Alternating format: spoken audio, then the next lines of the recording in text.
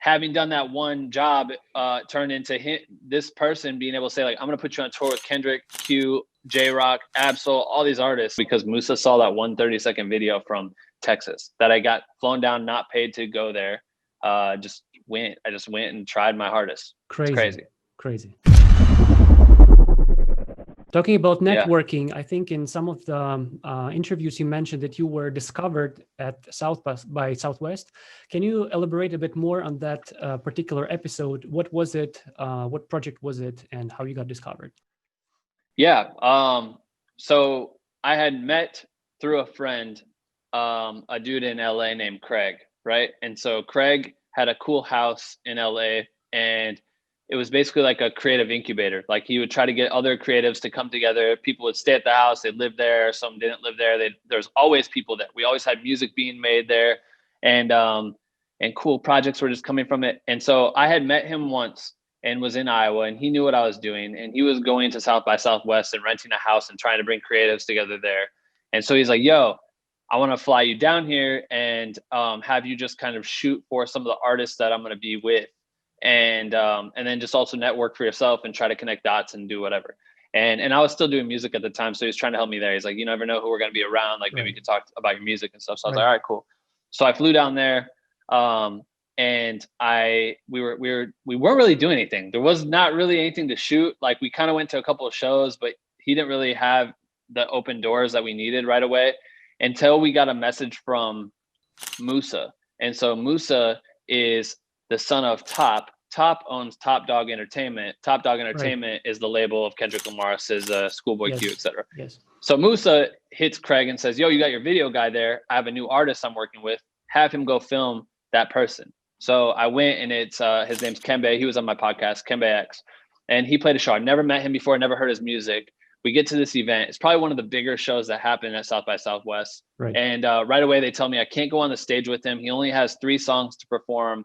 You can shoot in this one spot in the pit. That's it. And I was like, damn. So as soon as I called his name, I just ran up with him like I was an artist and started shooting. And I shot where I needed to be, which is like slightly inappropriate now when I look at it as far as professionalism, but I knew I needed more dynamic shots besides just one angle in the pit, to try to impress this person. And so I went, shot. We left. The artist was like, yo, that's cool. Like, I don't know what you just did, but like, I feel like you got it. And I was like, all right, cool. And I went home and I just started editing, flipped a 30-second little Instagram video and sent it to Craig. Craig sent it to Musa. And then the next day I was editing another video, and they came in and they're like, yo, Musa, he just hit me. He said that he loves your work. He loves how fast you were at turning around the cut. Like he really messes with you. He wants to take you on the TDE world tour.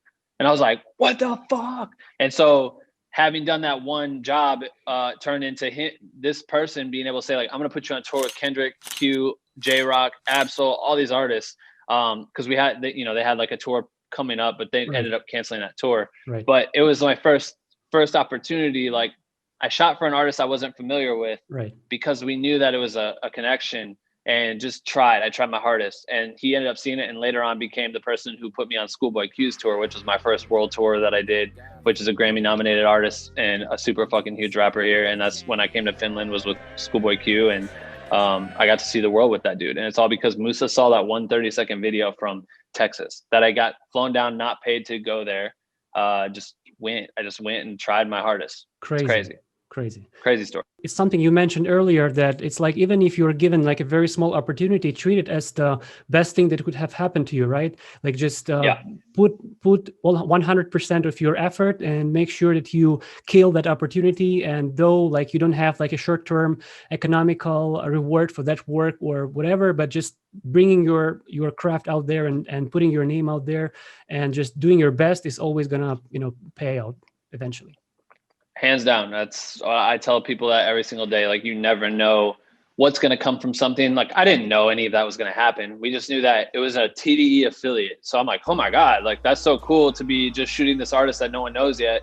Right. That turned into like being able to shoot one of their biggest artists on their label. So true. And it did. It turned into Kendrik. I shot all of them. I've shot all of them, and I'm good friends with TDE still to this day. And like, it's crazy how that just jumping on these opportunities and just kind of like it's a constant debate. I think there's always a debate in the creative industry of like, when should you work for free, or when should you, fight for money and do internships for free and have mentors and all this shit.